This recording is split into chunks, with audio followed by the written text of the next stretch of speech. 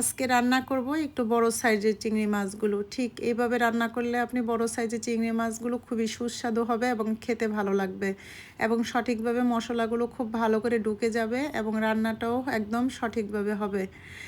আমি মাছগুলো ঠিক পাশ দিয়ে এভাবে কেটে নিয়েছি, যেহেতু বড় মাছগুলো একটু শক্ত হয় তাই আমি কাঁটা চামচ দিয়ে কুচি করে নিব যাতে ঠিকমতো মশলাগুলো ঢুকে যায়। তারপর আমি দিয়ে দিব লবণ আর দিব হচ্ছে লেবুর রস। লেবুর রসটা অবশ্যই ব্যবহার করতে হবে, তাহলে মাছগুলো খুব বেশি শক্ত হয়ে যাবে না। লেবুর রস আর লবণটা খুব ভালো করে মেখে দিয়ে দিব মরিচের গুঁড়া। মরিচের গুঁড়াটা দিয়ে আমি খুব ভালো করে মেখে মাছটা আধা ঘন্টার জন্য রেখে দিব। রেখে আমি তেলে ভালো করে পেঁয়াজ ভেজে নিব। ওই পেঁয়াজটা একটু লাল লাল করে ভেজে নিতে হবে এবং সাথে দিয়ে দিব হচ্ছে কাঁচামরিচ আর পরিমাণ মতো লবণ দিয়ে কাঁচামরিচ আর পেঁয়াজটা খুব ভালো করে ভেজে নিব। ভেজে দিয়ে দিব হচ্ছে অল্প করে পেঁয়াজ বাটা, আদা বাটা এবং রসুন বাটা দিয়ে আরেকটু ভেজে নিয়ে দিয়ে দিব হচ্ছে জিরা গুঁড়া।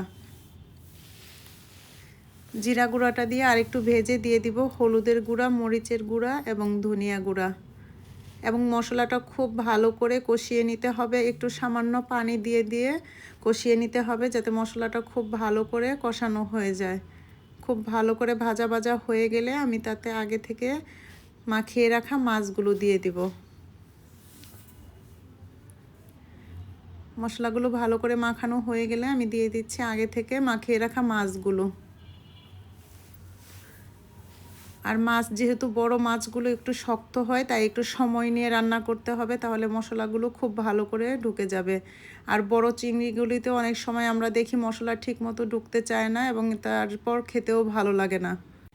খুব ভালো করে মশলাগুলো ঢুকে যাওয়ার জন্য বা পানিটা পুরোপুরি বের হয়ে সিদ্ধ হওয়ার জন্য আমি একটু ডেকে দিয়ে দিয়ে রান্না করব।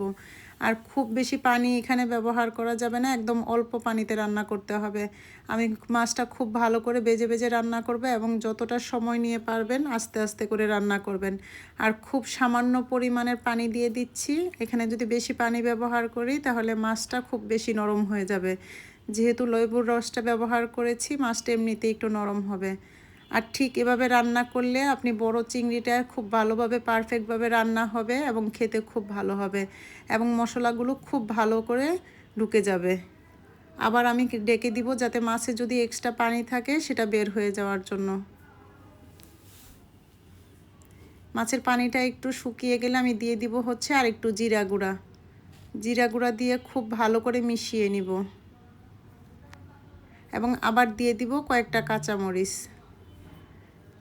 কাঁচামরিচ দিয়ে ঢেকে দিব যাতে এক্সট্রা পানি থাকলে সেটা শুকিয়ে যাবে এবং ভালো করে পানিটা পুরোপুরি শুকিয়ে গেলে লাল লাল করে তরকারিটা ভাজা হয়ে যাবে এবং ঠিক মাছটা লাল লাল হয়ে যাবে। হয়ে গেল আমার চিংড়ি রান্না।